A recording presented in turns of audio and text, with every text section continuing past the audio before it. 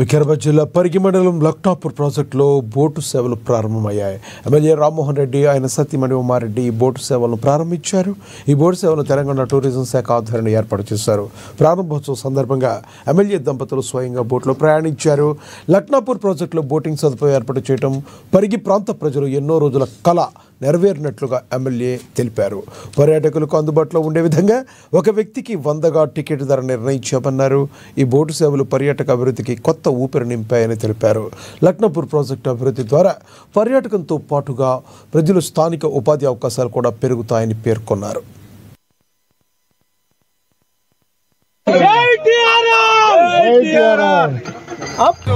పరిగి నియోజకవర్గంలో లక్నాపూర్ ప్రాజెక్ట్ మనం చూస్తున్నంత కూడా లక్నాపూర్ ప్రాజెక్ట్ ఇది గతంలో కాంగ్రెస్ గవర్నమెంట్లోనే నిర్మాణం చేసినటువంటి ఇరిగేషన్ ప్రాజెక్ట్. ఈ ఇరిగేషన్ ప్రాజెక్ట్ నుంచి పరిగి నియోజకవర్గానికి పరిగి మండలంతో పాటు వికారాబాద్ కాన్స్టిట్యున్సీ కూడా వ్యవసాయదారులకు సాగునీరు ఇవ్వడం జరుగుతుంది. ఈ ప్రాజెక్ట్ లోపల ఇక్కడ ఉన్నటువంటి పరిగి నియోజకవర్గం ప్రజలకు వికారాబాద్ జిల్లా ప్రజానికానికి ఒక బోటింగ్ సౌకర్యం కల్పించాలని ఎప్పటి నుంచో నేను అనుకుంటున్నాను.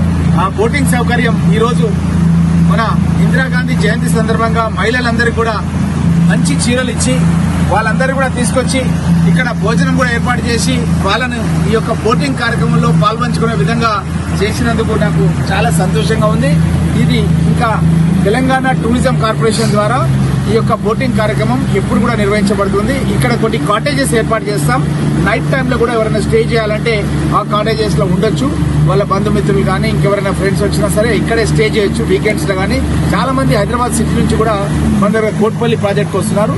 వాళ్ళందరూ కూడా నెక్స్ట్ డెస్టినేషన్ మన పరిగి లక్నాపూర్ ప్రాజెక్ట్ కు రావడం అన్నది జరుగుతున్న విషయాన్ని తెలియజేస్తూ, ఇదే కాకుండా పరిగికి దగ్గరలోనే ఒక ఈకో అర్బన్ పార్క్ కూడా ఎస్టాబ్లిష్మెంట్ చేస్తున్నాం. దానికి హెచ్ఎండిఏ నిధులతో 10 కోట్ల రూపాయలతో ఆ యొక్క అర్బన్ పార్క్ జాఫర్పల్లి దగ్గర ఎస్టాబ్లిష్మెంట్ చేస్తున్నాం. అదేవిధంగా పూడూరు మండలం కూడా రామగుండం టెంపుల్ కూడా ప్రాచీన టెంపుల్, అది 400 సంవత్సరాల క్రితం ఏర్పాటు చేసిన శివాలయం. అది అక్కడ కూడా హెచ్ఎండిఏ ఫండ్స్ 10 crores చూపిస్తూ దాన్ని కూడా డెవలప్ చేస్తున్నాం.